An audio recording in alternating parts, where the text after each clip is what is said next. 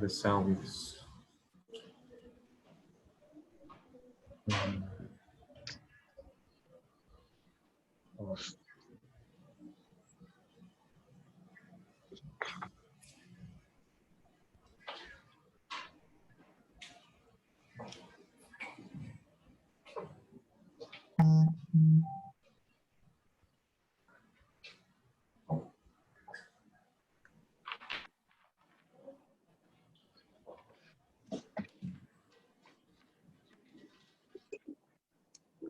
Hello? Sorry, I think it was my internet. Yeah, probably. Okay. So I will follow up with them after class during the break, and I will ask them to create the group and to send the message. Judd and Yes. Siddesh, you received the material, right? I received it a long time back, just the second day that since I paid. It was like around 2 weeks ago. Yes, yes. Okay, Siddesh, you received it as well, right? Yes, I did. Yeah. Okay, okay, great. So did anyone read anything? Yes. Oh, really? Me on a few things. You have any doubts, any questions? I actually have a couple of questions Yes. because I think that I miswrote some stuff, so I just need some clarification. Mm-hmm. It was just regarding the Renaissance.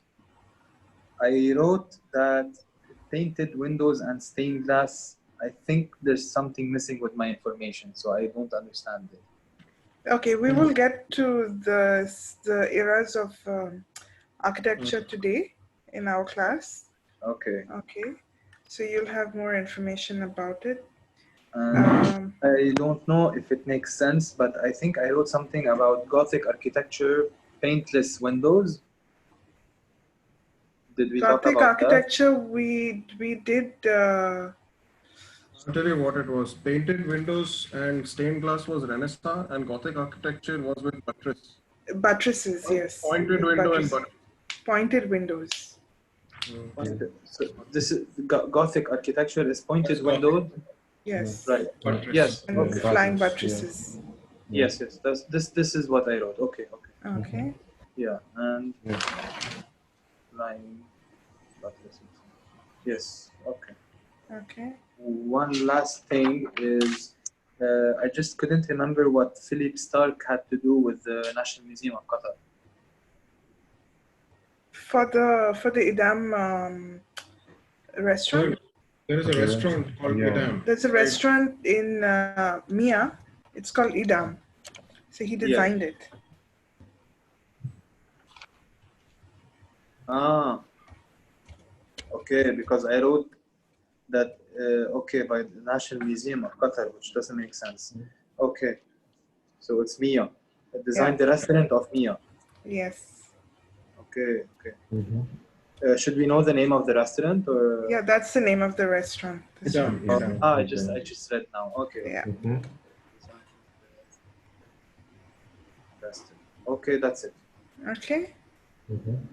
Khalid, any questions from last time? Do you have any doubts? No. Clarifications on anything? No, I just need the document to start reading. Okay. I will, hopefully he should send it to you guys today. Today evening or tomorrow. Via WhatsApp, I will tell him during the break to create the group. Okay. Okay. Thank you very much. Okay. I have some questions in my questionnaire. Just hold on, guys. Yeah.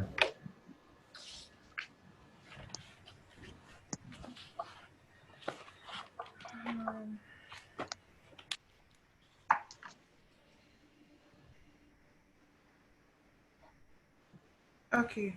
Just by any chance, has anybody gone through any previous year's question papers or any questions that somebody would have previously had? No. No? But what do you mean by previous? Any friends who would have had, who would have attended the exam, they would have given you some questions. No. I just had one friend, but he's a civil engineer, so I think the exam is a bit. Is different. Yes. Okay. So there is this thing called Athens Charter. Okay. Okay. This is something, this is one of the questions that you need to remember for your exam as well. Okay. It's like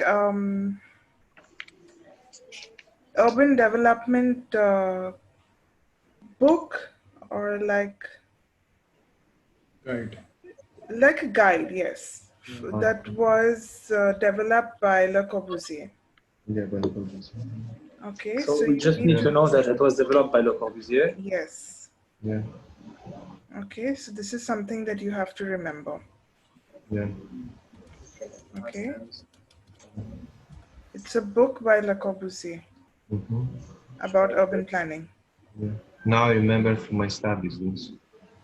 You did this in school? Yeah, yeah, at Really? university, at university. Yeah, yeah. Ah, okay. Yeah, because it relates to Athens, to Greece, so that's right. Ah, yes. Okay, right. Yeah. So you need to know about it. Okay. Okay, this is I've heard one of thing. it. Yeah, just need to make sure. I'm gonna Google it. And you need to remember certain buildings by Le Corbusier also. Like, for example, Villa Savoy. All of his really famous buildings you need to remember. Okay. Okay? Just the names of the buildings in general. Like, they will ask you who is the architect of XYZ building, and one of the names of the building will be by Le Corbusier. Okay. So you need to remember certain names of buildings from Le Corbusier that he's This designed. you have this in the material, these buildings. No, in general, like for example, Villa Savoy. Okay, we'll have to check to find out some of these maybe. In general, but mostly the general. question that comes that's asked about the most famous buildings are just Villa Savoy.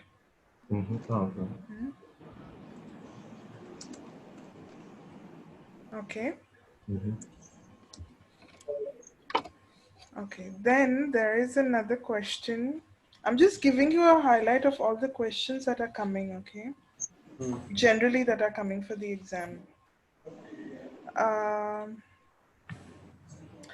Another question is about the number of people,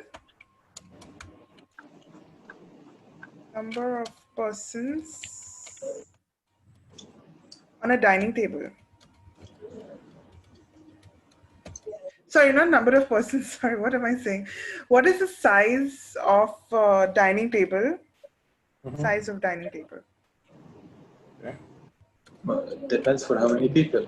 Yes, Yeah. size of dining table for number of persons from 3 to 6 persons. For 3 to 6 persons. 3 to 6? Yes.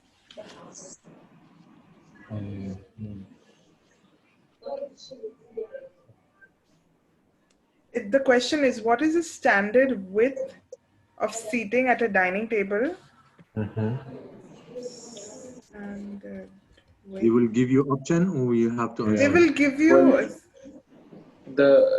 For 3 people, it's going to be around 1.8 meters, and it goes up to standard size of seating. So for one person, the chair should be around 45 centimeters. Okay. No? Yes. No, the question is, what's the standard Yes. width of seating at a dining table for 3 to 6 persons?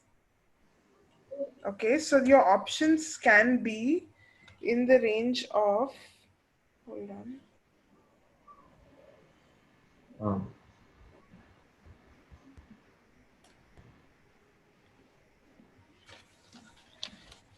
Okay, so this could be one option. Okay.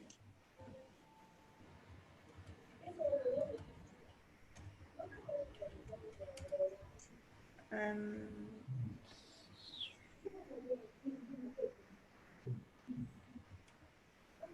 Is this one dimension?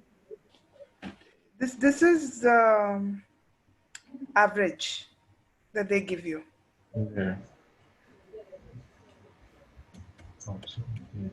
Width of a dining table. It says The width. 6 to 610. Hmm? So standard 6 to 610. 6 to 610. Yeah, This I is what, think- like only the width? because it will be a person. Because only one person is sitting there at the end. Width is less. So At all. for a dining, the standard width of seating at a dining table for 3 to 6 persons. Yeah.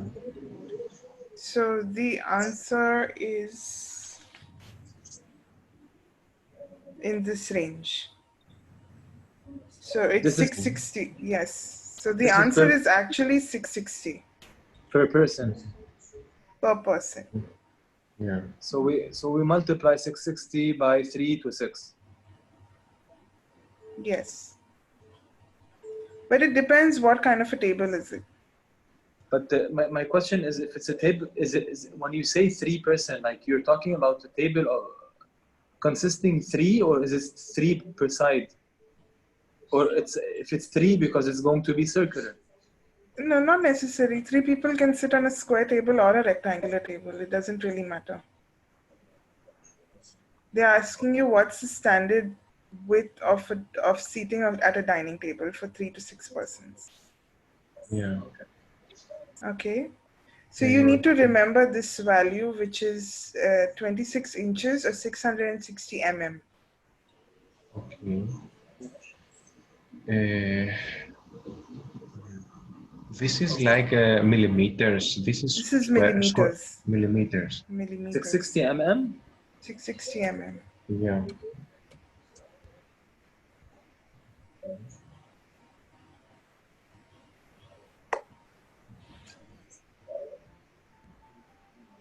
Okay. Okay. Maybe they will just give you one value. For example, they'll just give you 660, or they'll give it to you in a range. Yeah. Okay. So you need to Yeah. remember, the preferable way to remember is by the exact number, so that if they give it to you in a range, you will know in which range it is. For example, they could give it in between 650 to 680, for example. Okay. So since you already know the value that it's 660, so you know the range that 660 falls under. By the way, just a quick question, like, do we have to calculate stuff? Should we take like a small calculator with us? No, or not? so the calculator is on the system. It's a digital calculator. Yes, it's on the computer, that's true. Yeah, okay. Okay, so what you get is you just get a paper in the exam. You can whatever scribble or something on the paper, but after the exam you have to give them the paper back. Okay. Okay. Should we bring a paper with us, or No, you don't take anything with you except your QID. except your QID. QID? Okay, so even a pen. Yeah, I don't think so. No pen. I don't remember that. Okay, that's fine. You just get it. I don't think you'll need it though. Okay. Okay. Then there is another question for standard width of seating at a dining table for more than 6 persons.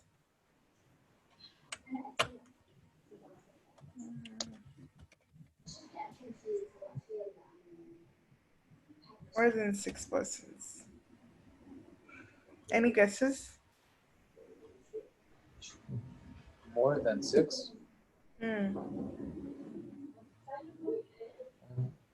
I think the same. I don't know.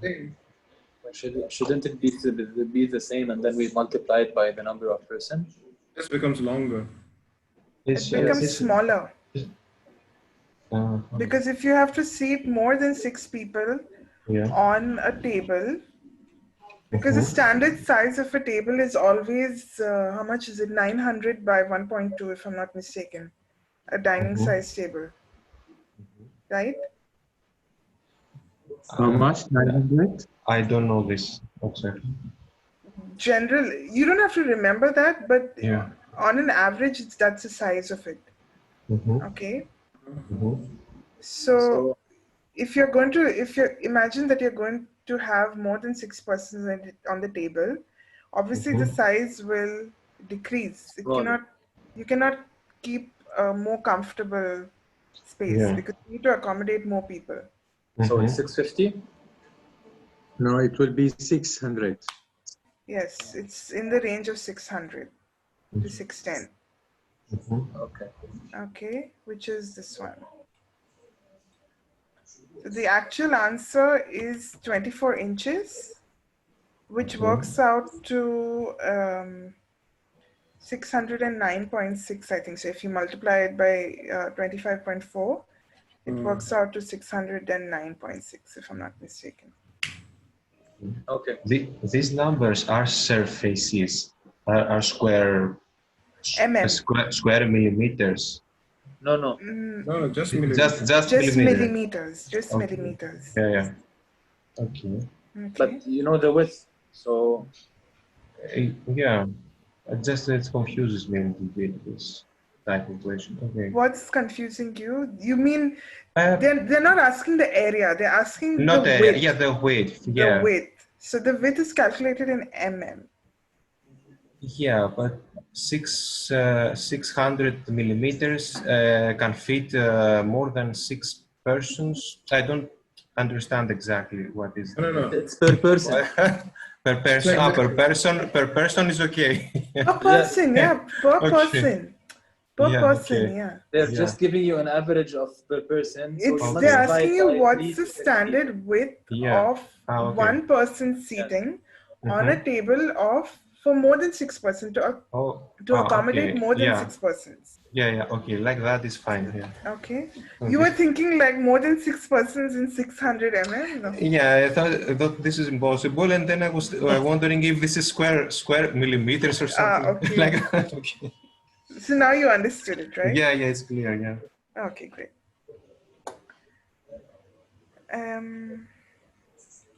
Then I have another question about, okay, so this is a general question where they ask, this is the question, okay? The question is, what's the minimum headroom? What's the minimum headroom? What do you mean by headroom? Do you know what's a headroom? No. Really? Okay, a headroom is the space between the finished floor level and the finished ceiling level. Clearance height. Clear height or the minimum okay. This is headroom. how I call it. This is why. Okay. Okay. Yes. It's like a technical floor.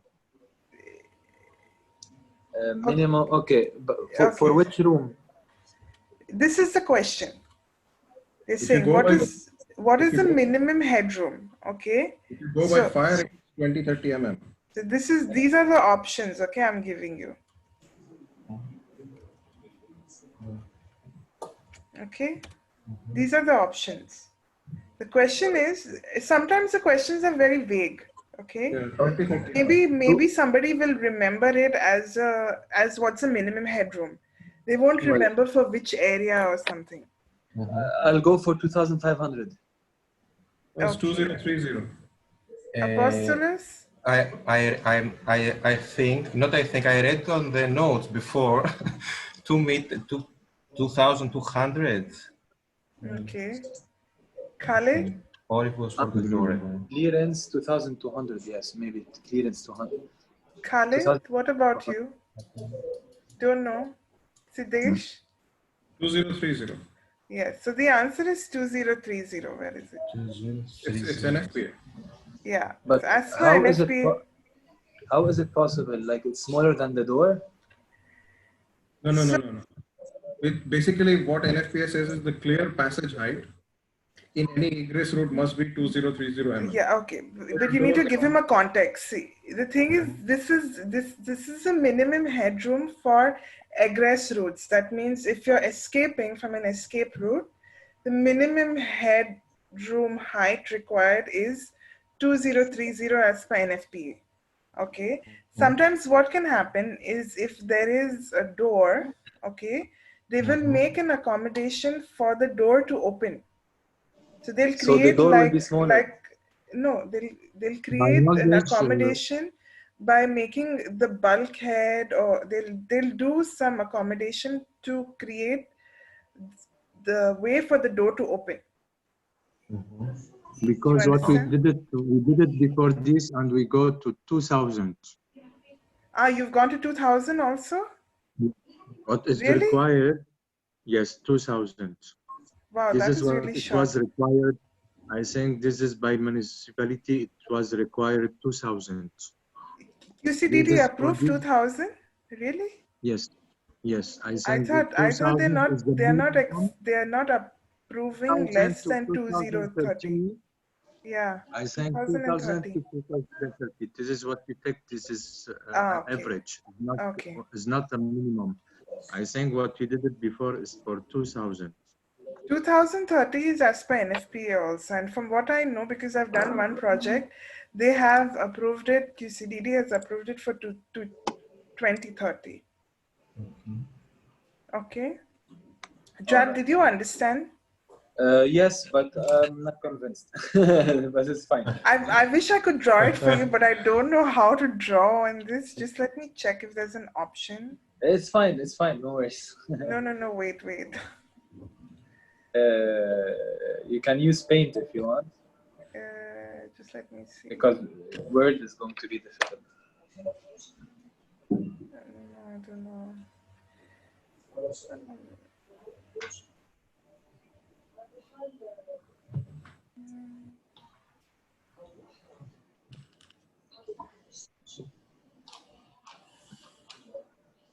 No, I don't think it's working with me.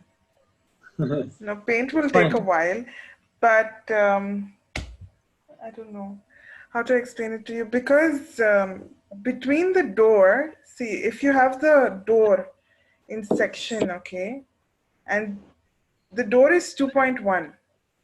Can you see the door? Yeah, but I mean, if the door is 2.1, are you talking about tier height 2.1 or with the frame? No, Even if the door height is 2.1, sometimes the door heights are 2.5. You can have door heights that are 2.5 also. But if the door height is 2.5, how is the room head is going to be less? 1 minute, I'm going to show you. Unless there are stairs. No. So mostly this is only for egress doors. Okay. Okay. Can you see my drawing? Can you see? Yes. Is it clear? Yes, You? more or less, yes, Okay. I can. So this is your door. Yes. Okay. And this is your 2030, your ceiling. Okay, so they are actually lowering the... Sometimes they'll create like a bulkhead. Okay, so it has to so be that the chamfered door... then. No, they'll create a bulkhead. Yes. So that the door can open. Do you understand? Yeah, I meant that this... the Bulkhead. bulk, what you're talking about, would have to be then chamfered, right? So it doesn't hit people's head if someone's is a little bit tall. No, if somebody is a bit tall, he has to bend down. They won't get in. He has to bend down and walk. Okay. But on an average, that's the height. That's the minimum height. Very, very low. Okay. Yeah, that's as per NFPA. They have that height. Yes. Okay. Okay. Who was I telling you all? This is the list of buildings I have that are with the names of the architects. Okay, can you see? Yes. Yeah. Okay, so there are all these buildings. But there are no names for architects. Yeah, MZ and partners. MZ. I see. Okay, yeah. You see? Maybe if you can just, if you can just zoom it 120, for example. Yeah, perfect. Thank you. Okay. Yeah. No, that's great. No. So these are like, this is Al Hitmi building. I think you'll know this, right? Yes, yes, this One is the of the one we talked coinage, about yeah. last time. Okay, so this information will be shared with you guys. If you don't have it, I will share it with you. Because sometimes I don't know, because Ravi gives you all more material than I have. Oh, okay. He would have given you all updated material. Okay.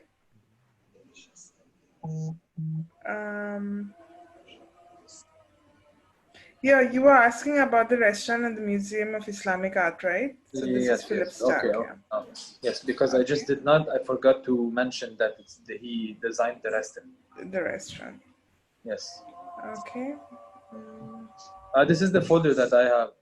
I think. It's the same one? Yeah. I mean, I can Okay. tell that it has the same titles. Okay, great.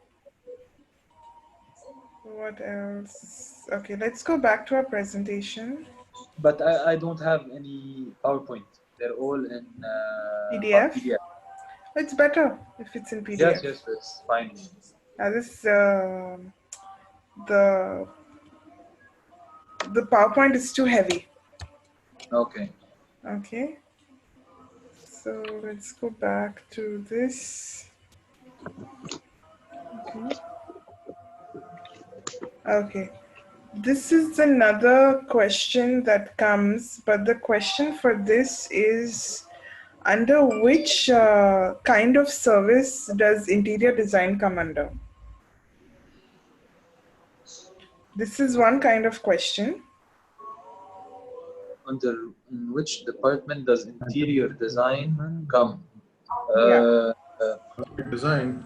Well, it's design or I mean, it could be Design. furniture, like depending on the scope of work. No, interior design should come under post design. Because first you design the building, okay, and then you do the interior design. This is a very strange question. Very strange question. Yeah. Okay, can you please can you come again with the explanation? I did not. First, when you design a building, Yes. you're actually doing the design of the complete building. You Yes. don't do the interior design while you're designing the building itself. Yes. Do you understand? Yes. So interior design is a department which comes under post design. Okay. So you have a question like, under what branch does interior design come under? So it comes under post allied services. I think I have this question somewhere here with me. I will show it to you.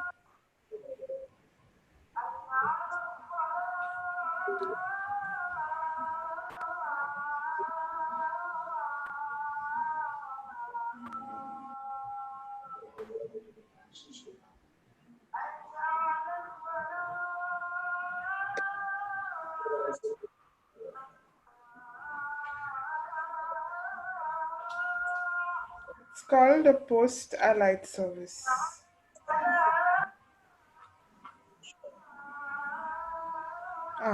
Interior design in an architecture consultancy comes under what phase or what service? Specialized allied services? No. Yes. Comes under special allied services. So the answer is specialized allied service. Yes. Why so complicated? That's a service that it comes under. Okay.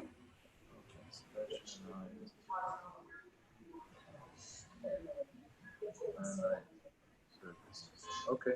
Okay. Oh, this is a very interesting question. Who knows what's a color wheel? It has to do with the primary colors and go on. Yes, go on. Well, you have the three main colors, the primary ones. Okay. And then I forgot the second name. And then you have the one in between where you start mixing them. Those are not the names of the colors. No. Does anybody else know what are the types of... okay, what is a color wheel? Does anybody know what is a color wheel? As a random guess, what is a color wheel? Yeah, it's the wheel that you spin and it becomes white or something. It's a combination of all colors. Not really. Yeah. Khalid, do you know what's a color wheel? No. No. Apostolars? I had the same idea about mixing colors and becoming white. It came the same idea to me. Okay. So color wheel is basically divided into primary colors, secondary colors, and intermediate or tertiary colors. Okay, this is something that you have to remember. This is like the most basic thing that will definitely come for one of your questions in the exam. Like they'll ask you, one, how many colors are there on the color wheel? How many primary colors? How many secondary colors? How many tertiary colors? Okay. It's 12, right? So it depends. Generally, on a color wheel, there are 12 colors. Yes. Okay, so Then you have 3 primary, 3 secondary, and when you mix the 3 primary and 3 secondary, you get 6 tertiary or intermediate colors. Now, a color wheel can be broken down into more than 12. So you can have more than 12 colors on a color wheel. You can have 24, you can have 48, it depends. Okay, the more you mix the colors, okay, the more you can divide the color wheel. Okay. then when we receive a question like that, do we put 12 or none? You put what?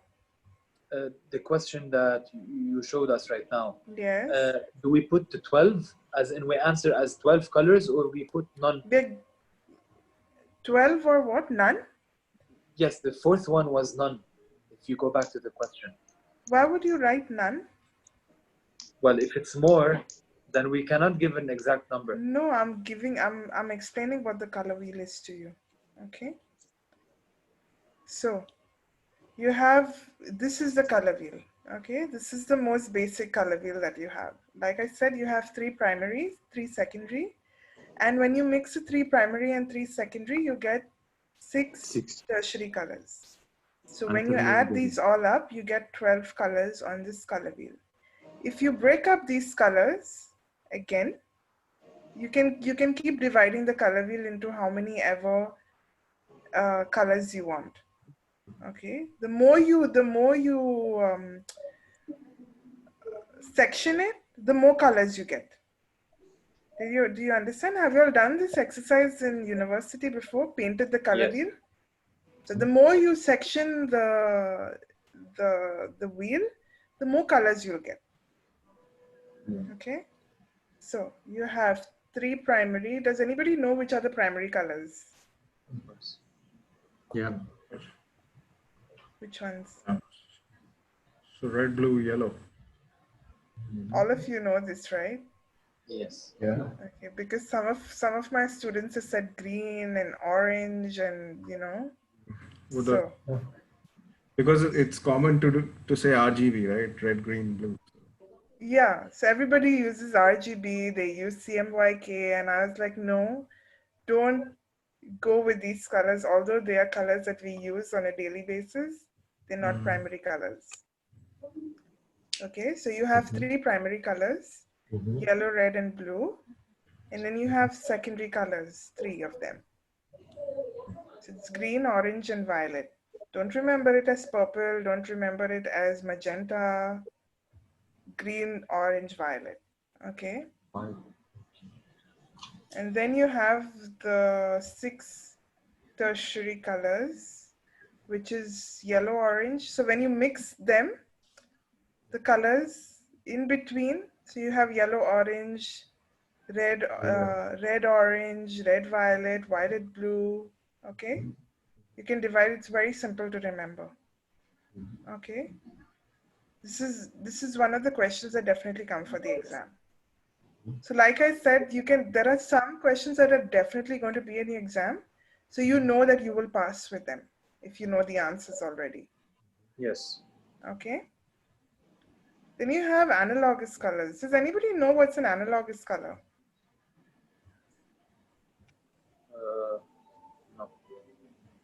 Anyone?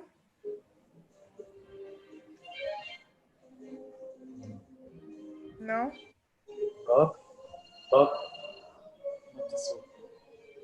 So an analogous color is a group of 3 colors that are next to each other on a color wheel. Okay? It shares one common color, and the common color is either a secondary color or a primary color. So for example, yellow, yellow-orange, orange are analogous colors. That means they have the same tints and hues. Okay. It's like they Okay. come from the same family.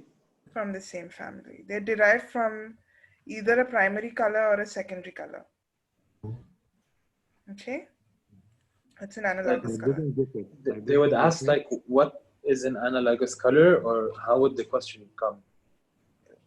The question will come in terms of colors that are next to each other on a color wheel, and it tends to have a secondary or primary color. What are they called? Complementary colors, monochromatic colors, analogous, primary colors. These are the options. Okay. Do you understand? Yes. Okay. And then what's the complement? Sorry, Khalid, you didn't get me? I didn't get the analog. I didn't get the analog color. An analogous color is colors that are next to each other on a color wheel.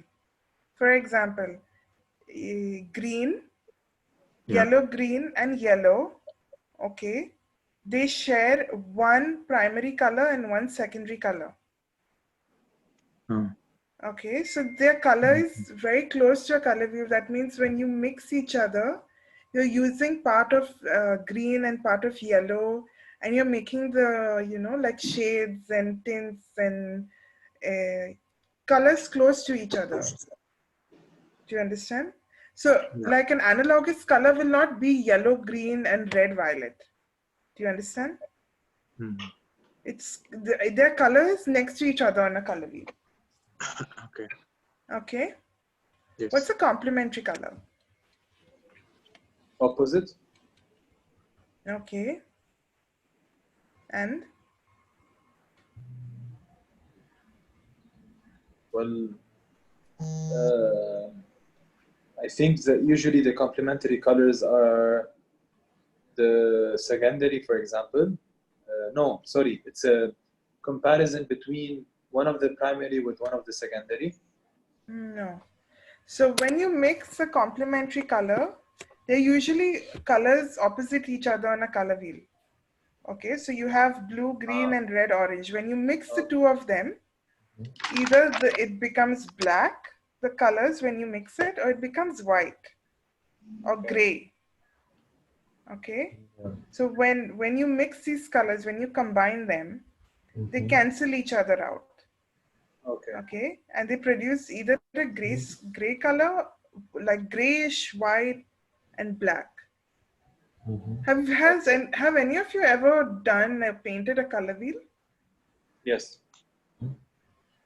Anyone else?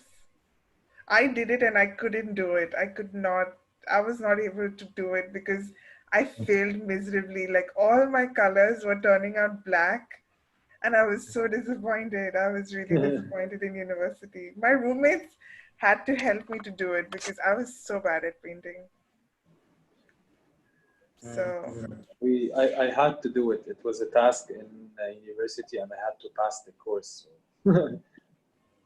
I know, me too, but I couldn't do it. I had my roommates help me to do it. Okay. So yeah. So this is it. So now you know what's the color wheel, right? Yes. Right. And now you know how many colors are in a color wheel. Yes. So here we would answer 12. Yes. Okay.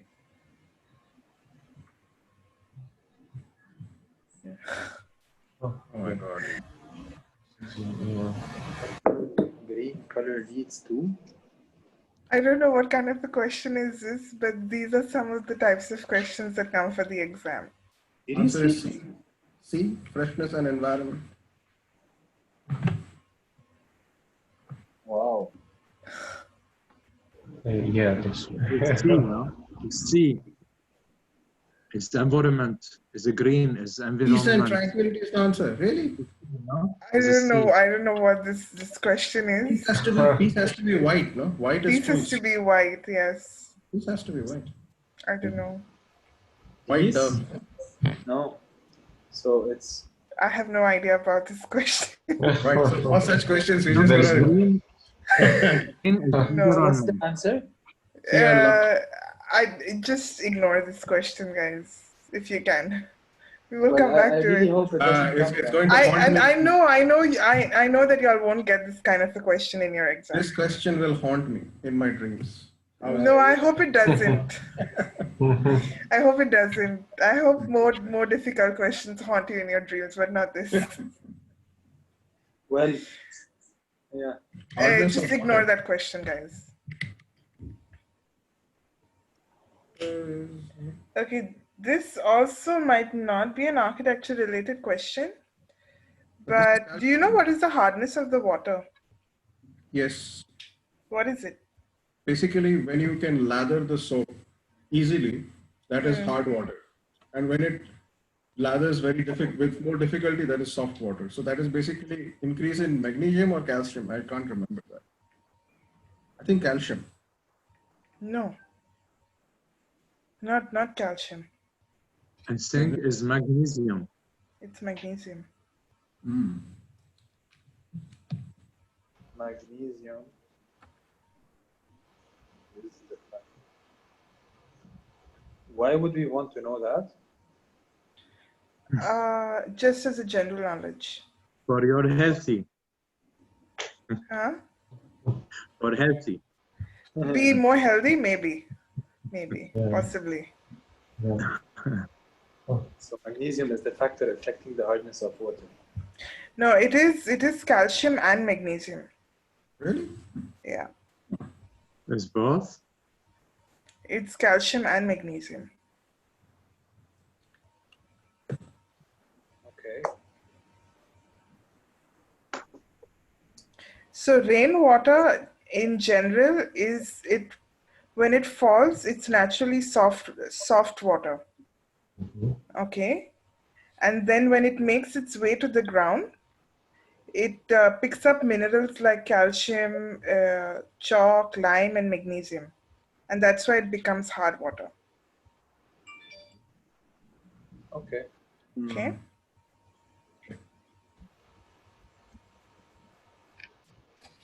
Okay. What is hydration in concrete? Ooh. These are some types of questions that come in the exam. Only B, cement and water. What is it? It's a Reaction between cement and water. So basically it's curing. Well, hydration is when you add water. Yes, so it's a reaction between cement and water. Cement and water, yes. Yes. Logically.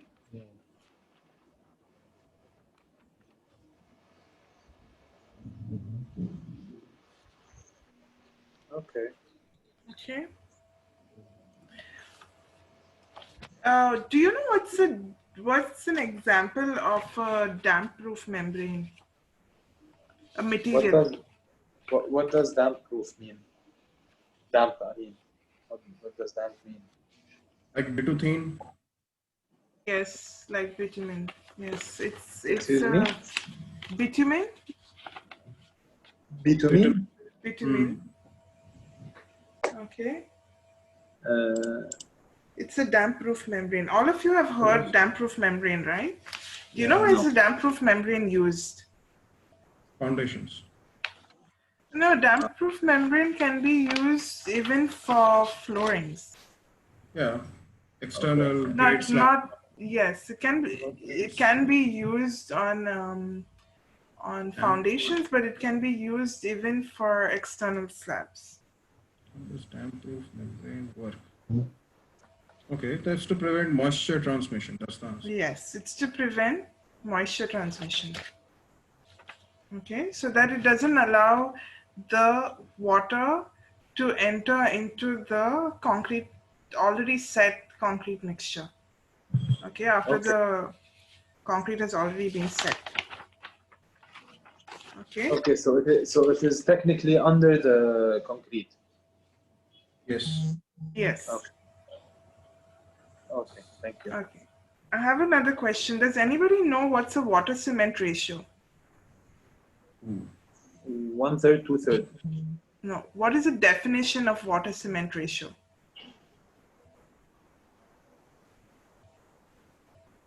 It depends on what you add more, so it gives you how hard it becomes, the concrete. Does anybody know? No. No. What's the water cement ratio? But by the name itself, it's a ratio 2:3. between. Yeah, No, it's a water- ratio water- between water to cement. Yeah, how much The water concrete you mixture. need? Yeah, 2:3. yeah. So what happens if the ratio is less? Concrete becomes more brittle. Well, the concrete won't be hard enough. Sorry?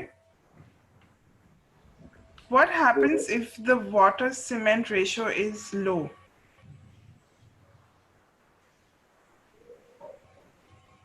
So it makes the concrete stronger, but it makes it more difficult to work with. That means it cannot be cast in a particular way. Okay? That means it will set and it will finish, this is it. It cannot be easily worked with. Okay? It makes it stronger, but not in a good way. Like you cannot work with it efficiently. Okay? And if it's higher, if the water cement ratio is higher, what happens? It will be too liquid. What's the term for it? I don't know. It's like a slurry. Slurry. Okay. Okay, you've heard of slurry, right? Yeah. Yes. So what's the number? Like what's the actual ratio? The ratio is 1/3 to 2/3. Correct okay. me if I'm wrong. Okay, no, because okay, this is 1/3 is for the. I mean, like 2/3 is for the water. Yes. Yes. Okay. Yes. Okay. Do you know how is this? What is the value? Oh, no. What is the unit that is used to measure the compressive strength of concrete?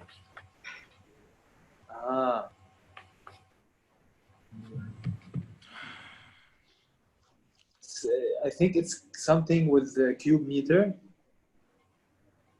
Anybody? Pascals. Huh? Is it pascals? Have you heard the term PSI? Yes. You have heard PSI? Yes. Okay. So PSI is pounds per square inch.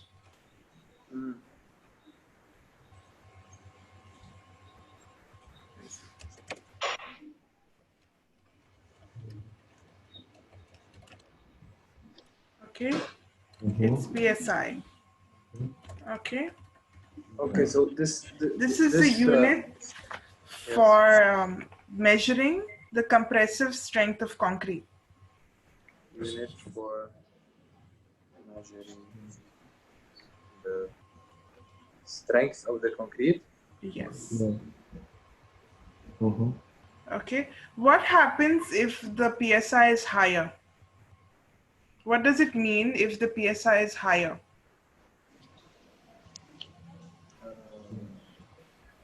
Slurry. No. What happens? This is the compressive strength. This means that it's the strength of the concrete. That's how it's measured. The concrete is measured by its strength. So what happens if the compressive strength is higher? Could crack. It means that the concrete mixture is stronger. Is Yes. more resistance is higher. Yes. Maybe. And it's used, and it's more expensive, and it will be used for areas that require, like, in maybe for bridges, you know, where it's a good quality of concrete, you know, where it won't crack. Right. Okay. Okay. So with low PSI, we'll go back to saying that it could be slurry, just like you. No, if it's no, you're getting confused. The compressive strength has nothing to do with the water cement ratio. Ah, okay. Okay. Okay, okay. This is the strength of the concrete. Compressive strength. Okay. Okay, what's the meaning of tensile strength of concrete?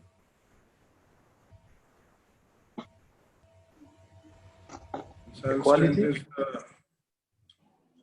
no, it is the Tensile strength of concrete. resistance to shear, isn't it? Resistance to breaking or cracking under tension. Under tension. So Basically. that's why you have rebar. That's why you have a rebar, so that it doesn't crack and break. Okay. Yeah. So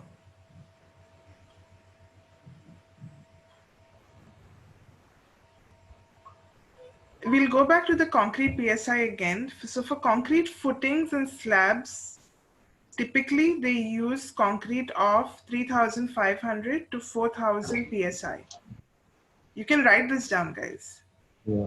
Concrete 3,000. 3,500 to 4,000 PSI is used for concrete footings and slabs. Okay. Suspended slabs, beams, and girders, especially in bridges, they require between 3,500 to 5,000. 5,000? Yes. And the one before that is Concrete for the footings and slabs. footings and slabs is 3,500 to 4,000. 4,000, yes. Okay. Okay. And Sorry, this is the quality of concrete. This is the compressive strength. Compressive strength. Yeah. Compressive strength of concrete. and the one of To be 5,000. used in these examples. Okay. And the one of 5,000. Suspended slabs, girders, beams. Okay, suspended slab. Okay.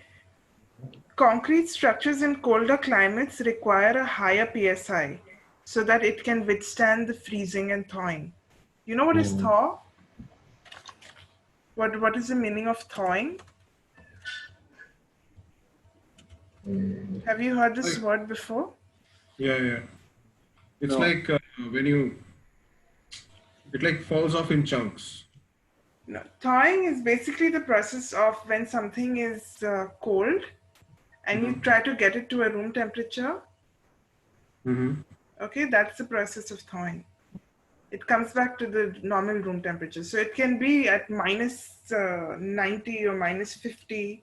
And when you're bringing it back to a normal room temperature, to 0 degrees, that process is called thawing. Okay. So I didn't understand. Is the thawing which makes the temperature change? So you need to remember that for concrete structures in colder climates, you know, in colder climates, like for example in Switzerland, when it's going to get summer or spring, the ice melts, right? Yes. Okay. So if it's a concrete house, the concrete needs to be able to withstand the temperature in cold climates and during the spring. So during that process, when the temperature is changing, the concrete shouldn't crack. Okay. So it should be more than 5,000, so it doesn't crack. It should be a higher PSI. Yes. Okay. I didn't say 5,000. It should be a higher PSI, depending upon where it's being used. For what type of structure you're building. Okay. Okay.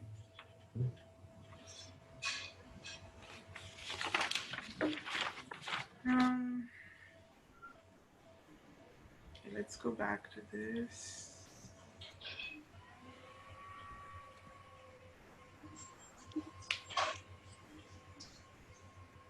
This is a very odd question, but this is a question that you have to know.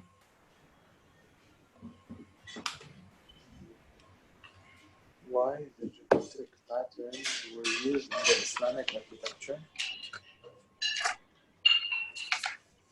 Well, Religious reason? Religious reasons, apparently. I think so. Yes. Yeah. Okay. Mm-hmm. Geometric.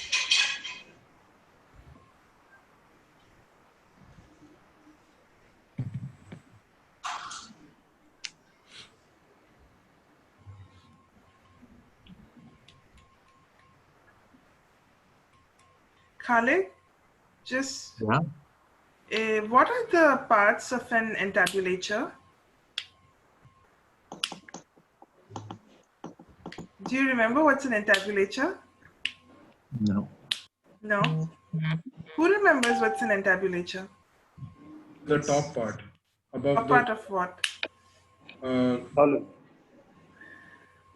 a part of Roman building, Greek building. I can't remember now. Okay. Basically, it has got the frieze and pediment. I don't know, remember the other names. You need to remember, guys.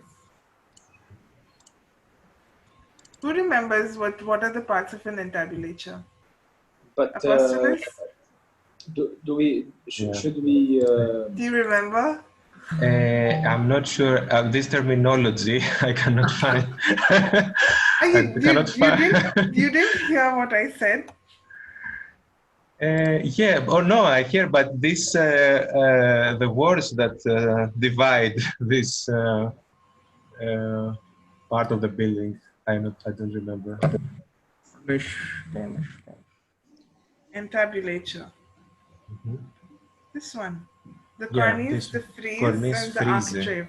Architrave, yeah, okay. But we have to memorize this. Yes. Mhm. Okay.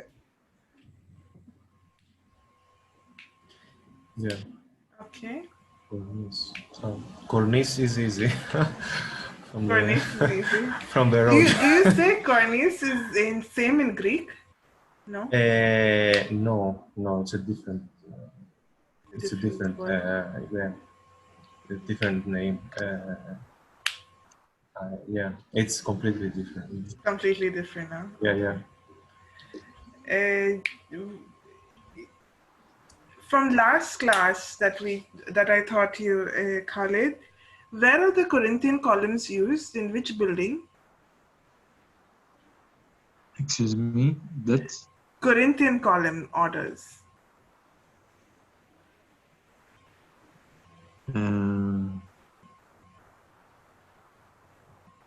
This is why I told y'all to read before my class. I told y'all to read before. I was very specific about it.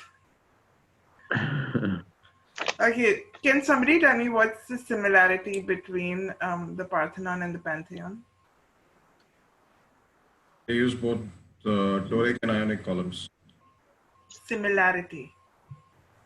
That's the similarity, right? Well, they're both Greek architecture. No, that's not Siddesh. That's not a similarity. That's a difference. What is it? What is Yeah, it? one uses Corinthian and the other one uses Doric. That's not a similarity. That's a difference. You're right. Okay, both the plans are square. Okay. Both are by Greek architects. Okay. Yeah. What's the second one? Both are Greek architects. Greek architect. Greek. Greek architecture and square. Square They plan. both have 8 columns on the outside. Yeah. Both are 8 columns. Yeah, we discussed this. I told you all what it looks like. Yeah. Yes. And they were both designed as temples. For religious. Yeah. Okay. Yeah. Who is the Jad? Who is the Greek geometers of Hagia Sophia? Who is the? The architects. Let's go with architects of Hagia Sophia. I don't remember the name. No, I know. You remember I told you all to memorize it? It's a bit, yeah, it's a difficult name. There are 2 names. Yes, I remember. What but are they? I don't actually remember the names. Did you write it down? Did any of you write it down? I think I did. Something Hagia like Sophia. Isidor Isidore of Regis? Miletus. Of Yes. Miletus. Yes, and And the second name I didn't write. Anthemis. You didn't write it. No, Anthemis. Anthemis of Tralles. Of Charles, yeah. Anthemis. Yeah. Anthemis of Tralles. Okay. What? Isidore of Miletus and Anthemis of Tralles. Yes, okay. I wrote it Guys, down. I thought you were paying attention to my class last time. I'm very disappointed. Well, the names are a bit difficult. So. You need to remember it. Yeah, okay. You need to remember it. What's the similarity between? Tell me something about the ziggurats and the pyramids. Apostles, tell me about the ziggurats. What I remember, it's from that they're both rectangular, I think. Yeah, rectangular shape on the plan. What is both? What are you comparing it to? I think so. They are.